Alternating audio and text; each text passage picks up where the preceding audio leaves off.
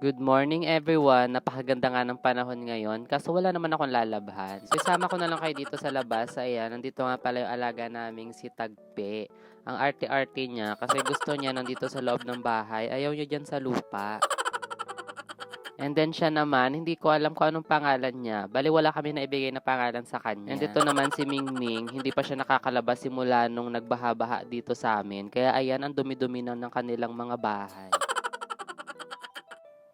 Ito na yung kalsada dito sa amin. Alam nyo ba dati, lubak-lubak yan. Tapos ang hirap-hirap niyang daanan. So tignan nyo naman ngayon kung gaano siya kaganda, 'di ba? Wait lang, balik na tayo dito sa loob ng bahay. Punta tayo dun sa kwarto. Wala naman na akong gagawin kasi nakapaglinis na kami kanina pa. Maaga pa kami naglinis. So ayan, suot natin yung mahiwaga kong tsinelas. Panloob yan dito sa bahay. Nilalamig kasi yung paa ko sa semento. Huwag kayong ano dyan, ganun talaga. Maarte tayo. Char. Huwag nyo nang pansinin yung boses ko. May sipon pa rin kasi at ubo ako hanggang ngayon.